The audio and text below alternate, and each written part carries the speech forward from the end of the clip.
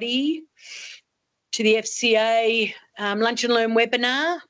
This is number 18 this year so far. So very, very exciting times. And this is the one before NFC, which we'll talk about at the end of today's session. But today is hosted by Content Monarchy. And Renee will be talking about aligning national marketing goals and local franchisee needs on social media. So really interesting and juicy topic. And today she has somebody with her, and that is Rebecca. She's the CEO of Market Minders and previously was the National Marketing Manager at Plumbing Bros, which have been a member of ours for a long, long time as well. So very excited to hear the two of them have a chit-chat and questions over marketing goals and I guess local franchisee needs and social media. Renee is the developer of Content Monarchy and has been a member for a few years already and partner, and also has done a fair bit at the Franchise Industry Awards with us. So without further ado, over to Renee and Rebecca. Thanks, Helen. Hi, everybody. I'm Renee Dembowski, and I'll just do a little brief intro to myself and how I ended up working with franchises before I hand you over to Rebecca. Today we're going to do a bit of a Q&A session, no slides, just a bit of a chat. So we want to keep it really informal, and any questions that you guys have, please feel free just to pop them in the chat and we can address them at the end. Otherwise, you can always email us if you like. So as I said, Renee Dembowski, and I've been working in digital marketing since 2013. I started with my own boutique agency, which was called Social Butterfly Marketing. And through that business, we actually have won some international campaigns. And probably the most noteworthy for us was the most innovative use of social media marketing in Australasia. And that was actually judged by Facebook, Snapchat, Microsoft, and Fox Sports as just a couple of the judges for those awards. So that one there was something we're really proud of. I also went on to become the first person qualified for the Diploma of Social Media Marketing in Australia, and went on to become a qualified trainer for that. Through the work with Social Butterfly Marketing, we did end up working with some bigger agencies from down south. And through that work, we did a lot of work with franchises. This process was extremely labour intensive, and the budget for the local level franchisees was quite small because obviously they already contributed to the National Marketing Fund. And so we had to deliver a really good service, which was very time consuming for a very small price. So where we found our challenge is that we would develop content that would go to national marketing. National marketing would then need to approve that content. And sometimes by the time they approved the content, the special offers such as Kids Eat Free on the school holidays were finished by the time that content came back and it was approved. Also, some of those locations would order 30 pieces of content in a month. So that, you can imagine, we had quite a big team to manage that process. I did think to myself, there has to be a better way that makes it more cost effective for the franchisees, less labour intensive for national marketing, and also more lucrative for us as an agency. So that's where Content Monarchy came to fruition. So the software that we developed there was all about delivering a cost-effective solution for franchises, whereby the franchisees could actually manage their own social media at a fraction of the cost, a fraction of the time. And we ended up having even plumbers who were able to manage their own local area marketing through social media with no social media skills. So that's sort of how I came into the franchise space. And that there is me. I met Rebecca through a program where we worked helping small businesses in Queensland, Western Australia and Northern Territory with their digital capabilities. So helping them upskill with their websites and online selling, small digital marketing tools such as email marketing, social media marketing, etc. And then Rebecca and I came to know each other quite well. Rebecca was also the National Marketing and Sales Manager for Plumbing Bros. And that's Rebecca then referred Plumbing Bros through to Content Monarchy. So that's how we know each other. And through today's session, I just sort of wanted to get Rebecca's perspective from a franchisor and also from the franchisee's view so that she can talk about the challenges that they faced from both perspectives, and hopefully get some insight from you guys, help you guys with some tips and advice around local area marketing and how you can align that to the national marketing branding guidelines.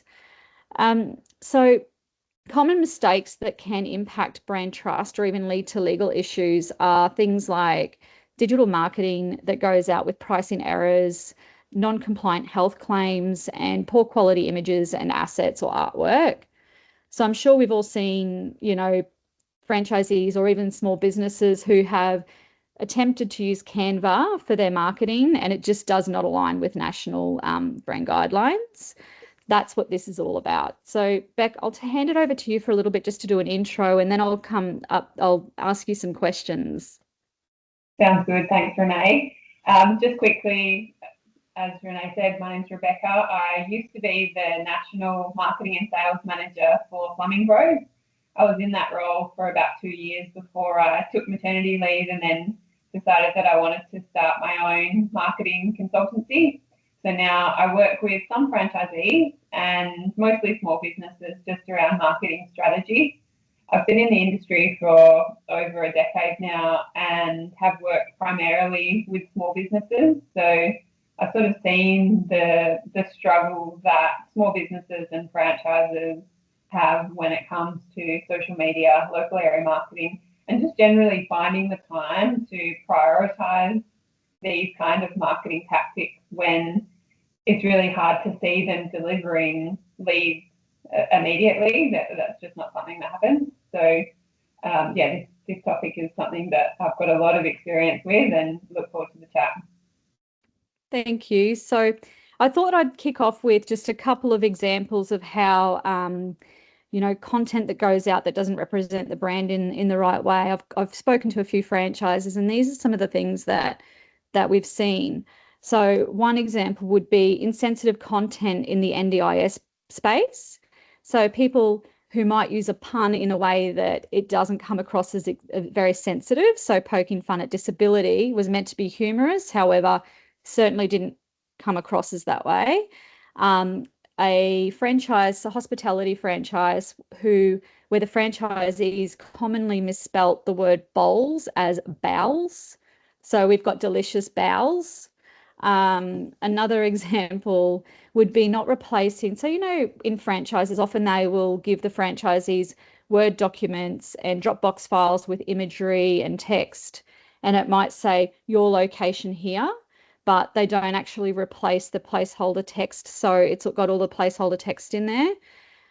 So electricians and builders not displaying their license numbers, which is a big no-no. The other thing would be there are obviously legal ramifications as well, which we all know about, such as hospitality businesses needing to have their alcohol disclaimers and ensuring that they're only posting content at specific times if they're promoting alcohol. And also one that I find really scary is the injectables industry. So for example, let's say laser clinics, they've got nurses who do the injectables side of things. Often those nurses would have access to the social so that they could promote their service. But recently there was an update where penalties in the case of an individual was increased from $5,000 to $60,000. And in the case of a body corporate, penalties were increased from $10,000 to $120,000. So if these nurses or admin teams used the word Botox or even specific emojis and music, then they can actually have those penalties applied. at the actual location level and also the brand level. And the reason local area marketing and brand alignment matter more than ever are that customers are expecting personal relevance. So research shows that consumers are 80% more likely to engage with marketing that is geo-relevant or personalized. Also, brand alignment builds long-term trust. So having an inconsistent brand voice or appearance erodes credibility, especially across multiple locations or franchises. The social media algorithms prioritize local signals. So our local area marketing content, it definitely outperforms general content, specifically in geo-targeted social ad campaigns. People buy from people and local faces matter. If any of you pay close attention to the types of content that you put out, usually it's the user-generated content or content where there's the people behind the local brand that outperforms the generic national content that goes out. And also franchises and multi-location businesses, they need both. So if you're managing across stores or branches, local area marketing and brand alignment allows you to let stores run locally relevant promotions. So you might have a location that's running an offer, however, another one might choose not to run that offer. So we need them to be able to promote the offers in their region. And that is sort of touching on that. And I just wanted to now go over to Beck to talk about we want to understand the real pain points for national teams who struggle with brand governance, legal compliance and consistency, as well as franchisees who feel overwhelmed, under-resourced and often don't know what to post. So this has come through researching with franchises what their main pain points are. Are you ready, Beck? Let's go. All right. So the national perspective. From a national perspective, what's the biggest challenge when it comes to managing brand compliance across multiple franchise locations? I think in my experience at Plumbing Bros, being a one-person marketing team at the time, my biggest challenge was time. So I just didn't have the resources to provide unique content that each of the locations could post on their socials. I didn't have the time to post it for them. So anything that I was producing had to be generic in nature, just with, like you said, it's got insert your location name here, and then just hoping that they were going to retag that correctly and then actually share it. And how do you currently, or how does Plumbing Bros, as an example, currently support franchisees with local area marketing? This is going back a few years ago when I did work for Plumbing Bros. And something that they really pride themselves on is providing hands-on tailored support to each of their individual franchisees. So the way that we supported them at the time from a marketing perspective was initially supporting them with the local area marketing planning. So sitting down with them, understanding their local area, the geography, the audience, and then putting together a unique plan. And then from there, we would provide them with that generic social media content that they could share to their channels. They get email marketing campaigns, and then they'd also get assistance with executing any of their local campaigns. So if they wanted to run any, say, bus ads or newspaper ads, or if they want to do a flyer drop, we sort of support them with that execution specifically. Okay, and when we think about, let's say, using them as an example, plumbers, so you've got the guys who are on the tools who are also running a business. Often it'll be family members working within the business, so wives or, children, adult children and stuff like that. So I guess for them, what would be their biggest challenge? Would it be time and skills? Yeah, I think from a franchisee perspective, the biggest challenge would definitely be time. So they are splitting their time across managing their team, across managing their bookwork. They have to go out and find clients for themselves. If they're starting from scratch, then obviously they need to go and find those clients. So we Plumbing Bros expected quite a lot of networking. So they'd be going to events. Then there'd be the compliance. So any report writing that they might need to do for clients, they would be doing. So there's just a huge list of tasks that they would have to fit into a day-to-day, and then to try and add things like social media, they just didn't have the time. Okay. Are there any examples where inconsistent or off-brand content caused issues, whether that was reputational, legal, or operational? Yeah, not that we didn't necessarily see any legal issues, although, like you mentioned before, in the plumbing and electrical industry, it's important that they use the correct license number in any advertising. So there's definitely potential for regulatory issues if they didn't use that. So we were pretty tight on making sure that those numbers were being used. But I think the biggest thing that we saw was content being shared, which was often really great content. They might be taking a funny video, or they might be taking a worksite video, but employees wouldn't be wearing correct PPE, or maybe they're not in the correct Plumbing Bros uniform. And unfortunately, that goes against the Plumbing Bros brand ethos of changing the perception of plumbing. They wanted to portray themselves as excellent plumbers, but also meeting their 5-star customer promise. So by displaying plumbers not in correct uniform or not in correct PPE kind of undermines that promise that they're promoting to the brand. I have actually got one example, a totally different industry. It's a grocer industry, and their digital marketing person had done up a story, and I was doing the overall approval for the team, and they sent through this content, and I looked at it, and they were on is it called a cherry picker, or that where they're in the warehouse and that you go up to the top shelves where all the pallets are. They're up there, no PPE, no harnesses or anything like that. And I was like, look, it's a fantastic piece of content. However, we just can't post that on socials. Yeah. But I can see how a lot of that sort of content makes it out. And how do you balance giving franchisees freedom while maintaining consistency? And I guess this can go across any industry, but as a franchisor, how do you balance that? That's something that I found really hard. So a lot of my experience had come from experience before working in franchising, had come from working with big national brands that have really strict and specific guidelines. One of the brands that I worked for was the Australian Red Cross. So you can imagine how strict they are around their branding. So then coming into franchising and working with franchisees, it kind of meant, unfortunately, that I had to release the reins a little bit.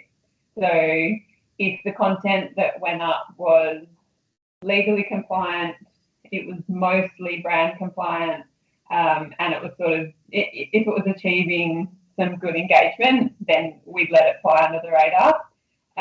But just pushing that brand compliance and the brand messaging was just really challenging, and it's something that I found personally really hard because of my previous experience.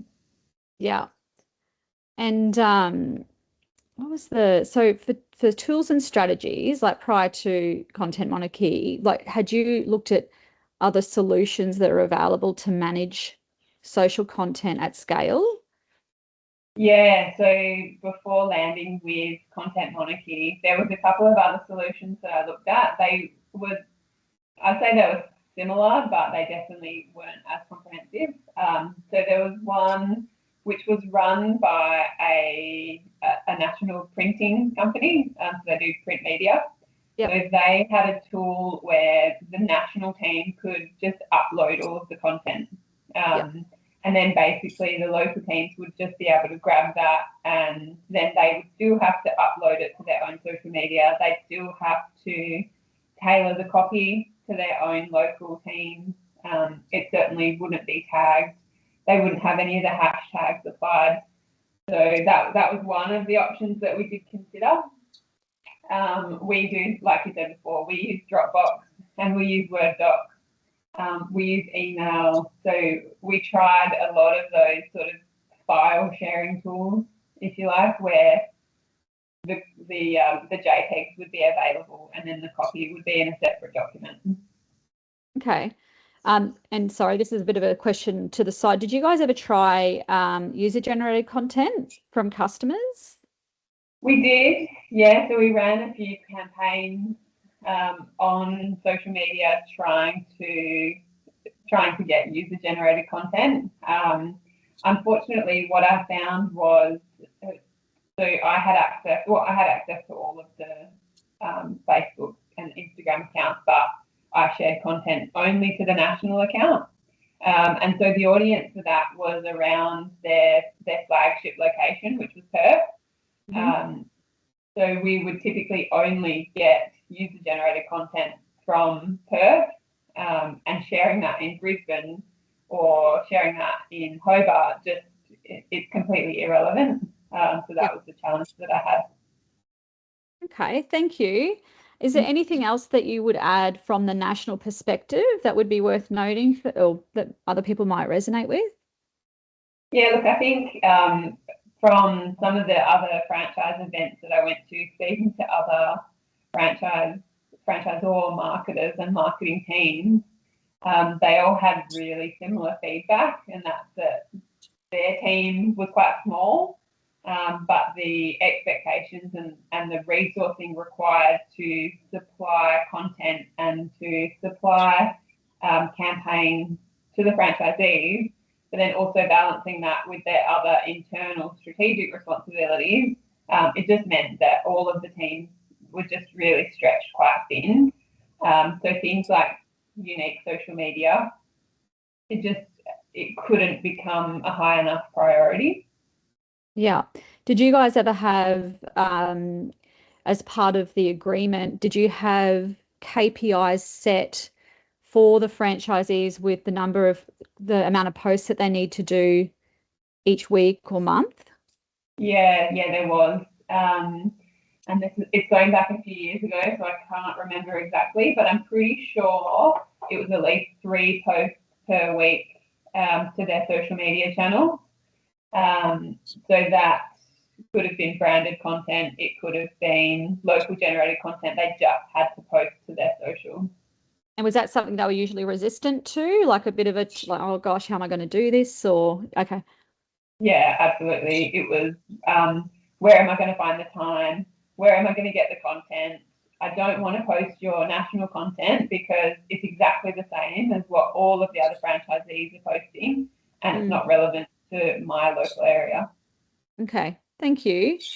So moving on to the franchisee lens, what feedback do you hear from the franchisees when it comes to creating their own content? We've probably, some of these might already cross over with some of the stuff we've touched on, so you can skip it if you like, but yeah. Yeah, I think a lot of the resistance was just around time. So they are so time poor, particularly in the startup phase. There's just so many requirements and expectations on their time that they just can't sit down and try and, firstly, they have to learn social media because it's usually, and it's not all franchisees, some of them did have some experience with social media previously, but for the most part, they're learning it from the ground up as well. So they're learning new platforms, they're learning why it's important, and then they're also trying to create content and run a business. It just wasn't feasible. And then the other part was, so the franchisees that we were working with would hire plumbers, and so typically then the franchisees themselves wouldn't be on site very often. So then they have to pass that expectation on to their employees to try and take photos and remember to take videos. And with all of the other things that they have to remember on site, the plumbers it just slips their mind. They just don't care about social media. So trying to get that actual site content was near on impossible. Yeah, I do know some of the boys did encourage through little incentives. I won't talk about what the incentives were, but I can't understand. I would take a photo for a carton of beer. Yeah. They tried a lot. Yeah. Okay. And so, okay, how much time do you think the average franchisee is realistically able to spend on their marketing in a week, say, or a month? Yeah. Yeah, I thought when you sent this question through, I I thought about this quite a lot, and I think it really depends on the person, and it depends on where they're at in their stage of business. So if they've just started their franchise, they're in the first, say, 6 to 12 months, and maybe they're not tech savvy, they don't have any experience with social media or digital marketing before. I think there's a difference between expectation and reality. The expectation and what I think they would need to spend to really see results in that phase would be I'd say at least 5 hours a week. Yeah. But the reality is they probably get less than that per month. And that those 5 hours they would have to spread not just on social media, because that's only one component of their local area marketing plan. They'd have to split that, across networking. So there might be a 30 minute to 1 hour event that they might have to go to every month. So that eats away some of that time. So there's just, there's a lot of channels, I guess, that they really need to explore in order to be successful. But unfortunately, like I said, it's just so hard to find time for that when it's hard to see an immediate return. So, with this wasn't a question I sent through, but with their budget for a franchisee, I know that there's the National Marketing Fund. How much do you think, on average, franchisees are willing to spend on their local area marketing in addition to that? Yeah, that's a good question too. So I think most franchisors do have a bit of an expectation of a percentage of revenue that franchisees are expected to spend on their local area marketing. That's completely separate from their contribution to the group marketing fund, which is another percentage usually. So what I saw was any sort of a variance of between around 4 and around 10% of revenue should be invested in local area marketing. In reality, I think it also depends on, particularly in the Plumbing Bros model, because their success depends on them scaling very quickly. So they have to go from their first initial plumber, and then they have to keep hiring plumbers so that their revenue can grow quickly. So what we saw was in that first, say, 6 to 12 months, while they're relatively small in scale, they probably spend about 2% of revenue as they did that. And that's just a disclaimer, that's a few years ago now. I know they've changed a lot since then, and they've got a lot more hands-on support. So that might be completely different now, but so this is just talking about my experience only. When they got a bit bigger and the franchisee was able to really start working on the business as opposed to being in the business, that's when you'd really start to see them scaling up their local area marketing, and then they'd be looking at those local ads. They'd be looking to find channels where they can invest that money, and that's where you start to see the 4 to 5%. Oh, yeah. Okay. And so through with you guys adopting software and processes that helped them post consistently, are you happy to share the results for those? Yeah, I think I don't actually have the numbers in front of me anymore. I'm sure you've got those. Yeah. But anecdotally, what we saw was a complete turnaround in the social media content, in the social media engagement, and just sort of the internal chat that we had about social media between the head office and the franchisee teams. It became a lot more positive because it was a lot easier to enable them to post their own content. So it wasn't like we were calling them and saying, hey, you haven't shared anything on socials, what are you going to share? And then they would be fumbling around trying to find content. It was, hey, let's log into Content Monarchy. let's have a look at what's available. And, you know, you've got, was it 30 pieces of content per month that they could choose from. So all you have to do is just schedule some. So the conversation shifted a lot from where are you going to find this content to, hey, here's the content. You just need to invest a little bit of time in sharing it. So I think what that did for us as a national team was just create a little bit more positivity, I think, around social media, because it just became a bit more of an easier conversation to have. It wasn't, I guess it was more achievable, like one of the SMART goals, specific, measurable, achievable. Yeah. Okay. So I know we're going to be going to a Q&A soon. So if anyone's got any questions, or if you want to talk about anything or share any insights, we'd love to hear it, you know, insights from your franchise. But I guess the summary and key takeaways from this are that consistency does drive trust, both with customers and the brand.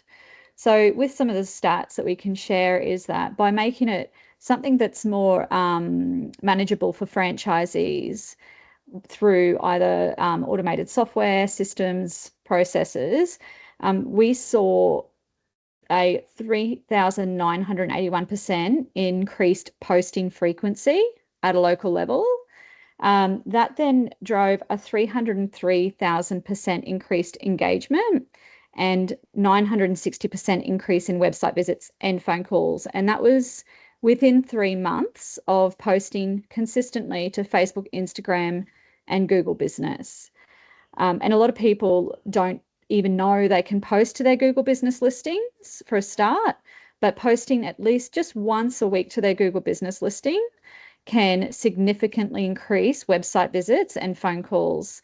So that might be something that you do manually yourself, or, you know, it's quite quick and easy to do.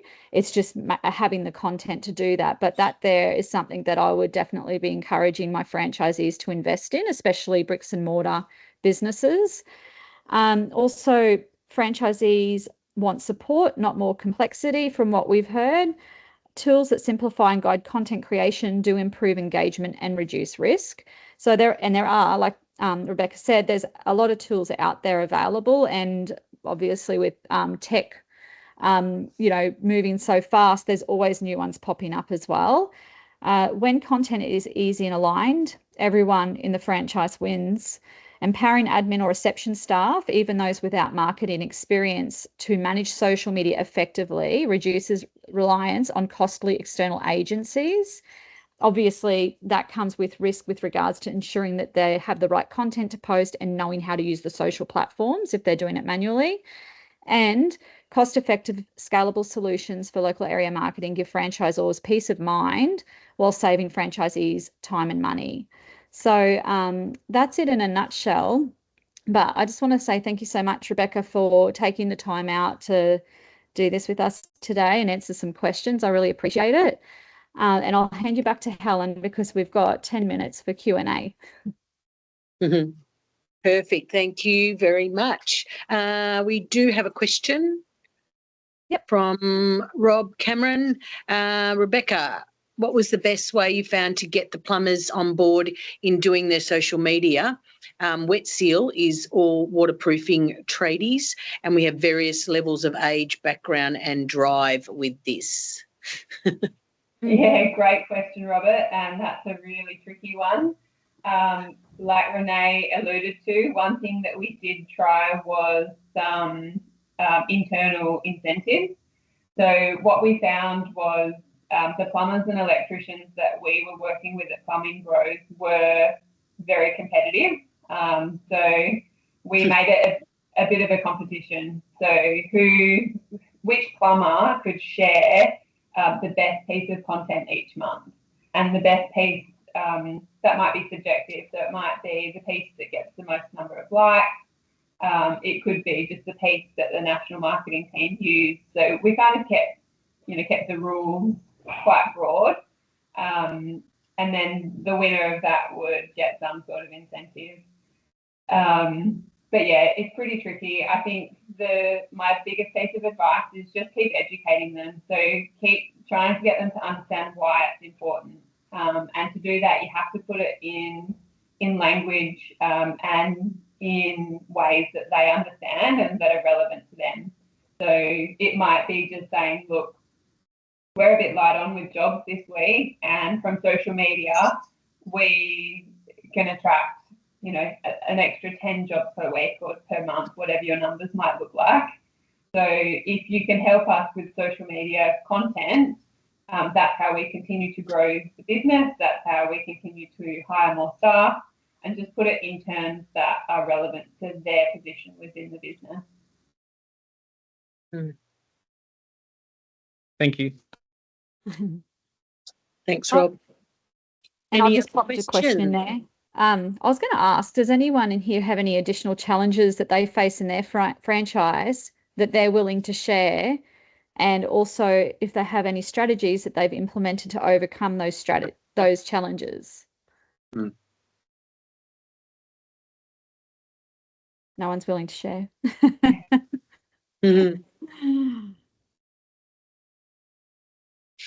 Anyone else have any questions?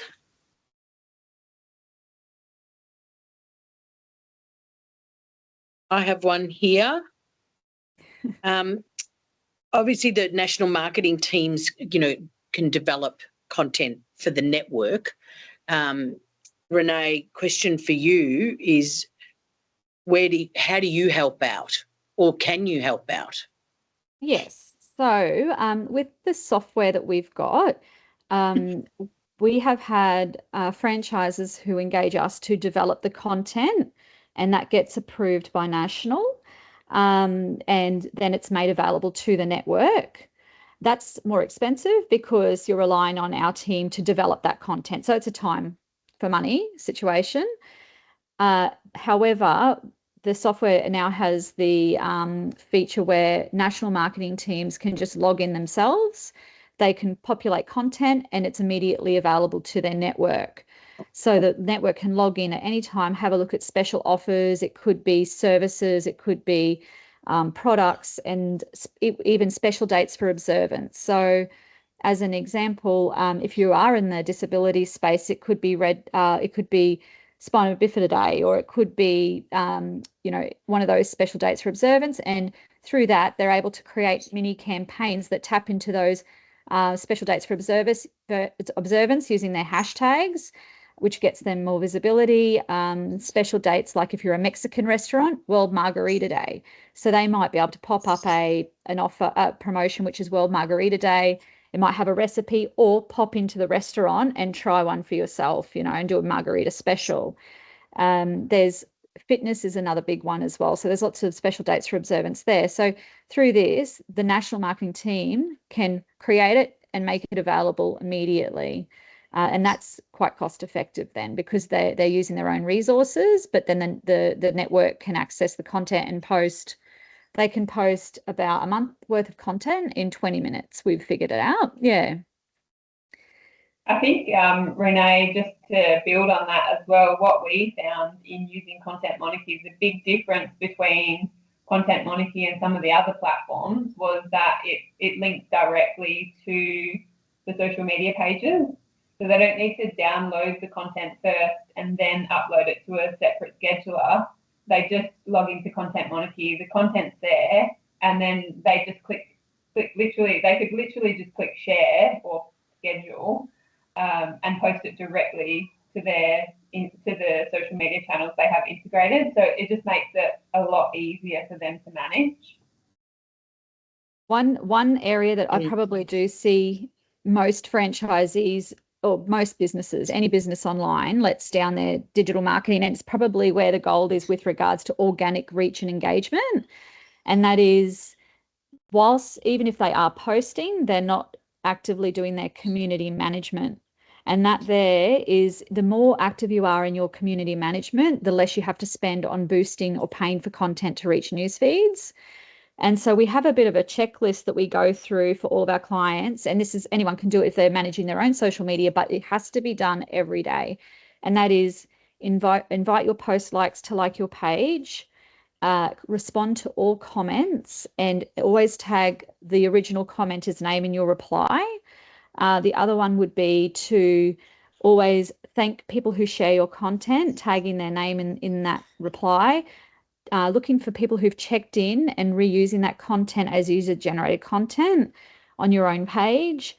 The less you share from other pages and you create your own content natively, then the more reach you're going to get. And there was another one I wanted to tell you about. What was it? And always have a boost budget available. So a boost budget is about pushing your content into more news feeds. So we allow, on average, it's not big, $100 a month for boosting. So that's just about pushing content into more news feeds. And I think of it, I don't expect results from that with regards to sales or leads. That's more about, think of it as if you've got a billboard on the side of the road, and instead of cars driving past and looking at your billboard, your logo's popping up in people's newsfeed. It's a branding exercise. So that's where I think a lot of businesses let themselves down, and it doesn't take a lot of time to manage if you're doing that every day. Yeah. Excellent. Well, I tell you what, ladies, that was very detailed and informative. Thank you very much, Renee and Rebecca, for taking time out today. Thank you to everybody online today. We just got a little bit of a summary from someone's note taker.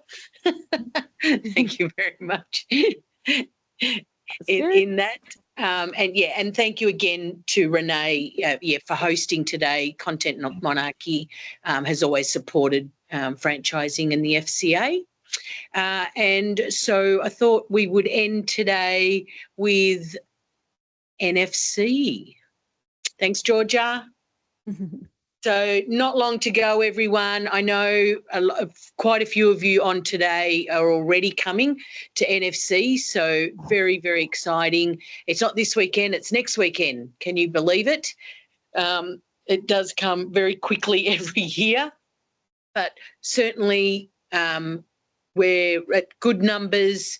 It's going to be a very busy, 3 days. Yep, Renee's coming as well, of course. And so if you haven't registered yet, there's still registrations obviously available. Please register off the website. But also when I send the recording of this, I'll send the link to NFC registrations as well. 3 days of education, networking, and just, rubbing shoulders with everyone from everyone from, franchising. Kate just asked, did you just say for the Saturday night, Kate? Yeah. Yep. So, yes, on the Saturday night we have the Hall of Fame dinner. No. Sunday night. Sunday night. Sunday night is the networking drinks. I'll start from the start. Sunday night networking drinks. Yeah. Saturday night is the Hall of Fame dinner. Incorrect again. Monday night is the Hall of Fame dinner. Sorry? Oh, Monday, sorry. My apologies. Monday night is the Hall of Fame dinner, and that includes the CFE graduations, which there is a graduate on here as well. I can see Jason. And there'll be 30 people graduating that day. So that'll be exciting that night, Monday night. Tuesday night, we have the industry-specific dinners. Yeah. So depending on what industry you're from, so please register for that as well. On that note, thank you very much, everyone, for your time. And we'll see you all next week, NFC. Thank you. Bye. Yeah. See ya. Bye. See ya.